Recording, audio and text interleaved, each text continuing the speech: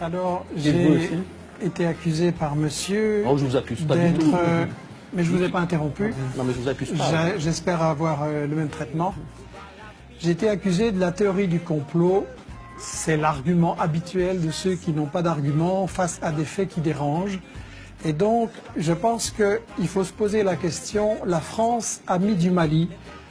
Moi, je dis que dans toute guerre, on nous cache l'histoire et on nous cache les intérêts. Et je voudrais pouvoir expliquer les deux qui me semblent vraiment fondamentaux et totalement occultés dans la version officielle des médias.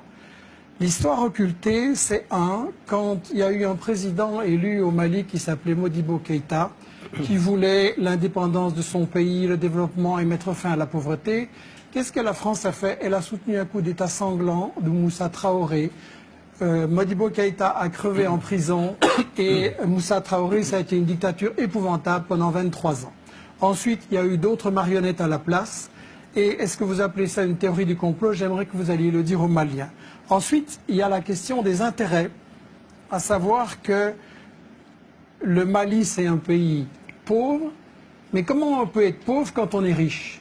Et toute la région, le Niger, c'est un pays où c'est le dernier pays sur la liste du niveau de pauvreté dans le monde, et c'est un pays très riche avec l'uranium. Et donc, il faudrait expliquer ce que vous cachez soigneusement, à savoir que dans cette région, il y a de l'or. L'or a été exploité au Mali, dans les mines de Morila, par Bouygues, derrière des paravents. On a fait crever les gens qui extrayaient l'or avec du cyanure et de l'arsenic, aucune prévention, les nappes d'eau polluées, les gens crevaient comme des mouches. Et donc, ça c'est Bouygues, ça c'est l'or. De quelle époque parlez-vous, Michel Colomb? Tout récent, c'est encore il y a 5-6 années. La mine a été fermée récemment et on recommence le même coup de l'autre côté. Deuxièmement, l'uranium. Areva est plein de convoitises pour l'uranium du Mali. Et quand on veut voir ce qu'il va en faire, il faut voir ce qui se passe au Niger, le pays le plus pauvre, comme je le disais. Au Niger, Areva, c'est le numéro 1 de l'exportation nucléaire dans le monde. Le Niger, c'est celui qui procure tous les revenus qui permettent à Areva et aux firmes qui travaillent avec elle, Alstom, Suez, Bouygues et tout ça, de gagner énormément d'argent. Et pendant ce temps-là, monsieur, les Nigériens, ils crèvent de faim. Et quand vous savez, l'espérance de vie, c'est 49 ans. Il y a moins de 30% de gosses qui sont à l'école. Et quand les Nigériens ont dit à Areva, on voudrait quand même un peu d'argent pour nos écoles, ou bien par exemple, il aurait suffi, c'était un projet de la Banque mondiale, de 10 millions pour irriguer le Niger, et le Niger aurait eu, tous les gens auraient eu à manger, Areva a dit, c'est pas notre problème, et les Nigériens peuvent continuer à crever de faim. Donc, il y a l'or, il y a l'uranium, il y a, et vous le savez très bien, le gaz et le pétrole dans la région. Et c'est le responsable Afrique Nord de Total qui vient de dire récemment qu'avec la Mauritanie, avec le gaz, qu'il y a tout ça, c'est le nouvel Eldorado. Et donc on est en train d'essayer, et on a tout à fait raison de parler de néocolonialisme, et le fait que la France y était là avant ou pas, ça n'a aucune importance. Le colonialisme, ça consiste à piller les richesses, et c'est ce qui se passe dans l'ensemble de l'Afrique. Un Africain noir sur 3 ne mange pas à sa faim. Un Africain noir sur 3 n'a pas accès à l'eau potable. Résultat, pendant la journée qui est en train de s'achever, là, il y a 10 000 gosses dans le monde qui ont crevé parce qu'ils n'ont pas accès à une eau potable. Et la raison de ça, c'est que les multinationales françaises et vos grands amis ou les amis de votre patron, Bolloré, Bouygues, Lagardère, etc., se sont fait des couilles en or pendant que les Africains, ils crèvent de faim.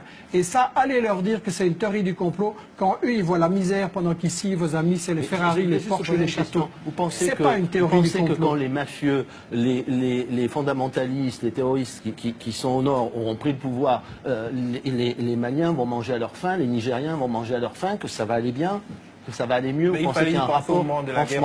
Alors maintenant, si vous voulez me dire, excusez-moi, je vais vous répondre à votre question. Je vais vous répondre à votre question. Qui a lancé les fondamentalistes en Afghanistan, sinon les États-Unis?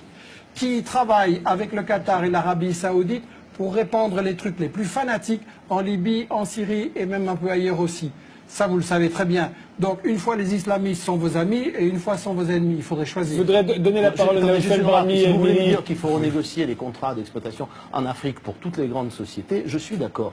Mais ça ne répond pas à la question Mais c'est de savoir du ce pillage. qu'on Les fait. gens, ils crèvent de Oui, faim d'accord. à cause de vos contrats. Oui, mais arrêtez de penser que ça n'est qu'à cause de ça. Et expliquez-moi comment les gens que nous combattons aujourd'hui vont donner de la richesse à tout le monde. Vous savez, il y a des pays qui ont beaucoup... Il n'y aura jamais la paix tant que les gens crèveront de faim et ils crèvent de faim à cause de vos amis. Bien sûr, Naouchel à cause de Brahmi. nos amis. Mais c'est bien, voilà. Bien sûr, c'est vision. Parlons de Benghazi. Non, on n'a pas le temps aujourd'hui. Malheureusement, juste qui répondent pourquoi, alors à ce moment-là, qui est la question que vous avez Non, mais posée. pourquoi est très simple? Parce que des représentants de la population de Benghazi qui menaçaient de massacrer Mais les services secrets français étaient 6 mois avant l'insurrection de Benghazi. Vous reprenez les mensonges habituels. Non, mais les arrêtez, moi, je services l'ai secrets vécu, français mais étaient là 6 mois avant l'insurrection. Je vois que votre information n'est pas parfaite. Je voudrais Non. sur Benghazi vous donner. Attendez, juste une réponse. Je ne vous permets pas de Benghazi, me traiter de est-ce que menteur. vous trouvez qu'aujourd'hui la région de Benghazi est tranquille? j'ai Est-ce pas que dit- vous trouvez que... Non, Bon. je n'ai pas dit que Quel tout ça était allait tout régler. l'objectif On de a évité- l'intervention de la l'attentat en Algérie, croisade ça en vient de la Libye? Libye, Éviter le C'était massacre. d'introduire la démocratie. Non, mais Vous d'abord, trouvez éviter que la le massacre. démocratie existe en Libye? Non. À Benghazi? Non, À non, Benghazi, on a évité le là massacre, où 15 monsieur le jours ministre, après le massacre. l'indépendance Voilà. et la mission Non, mais c'est sûr de que- notre croisade, on a assassiné l'ambassadeur des Oui, oui, mais États-Unis. s'ils avaient... si Voulez-vous Kadhafi me avait- dire où est la démocratie Non, c'est pas la aujourd'hui? démocratie qu'on a introduit simplement. On a évité le massacre.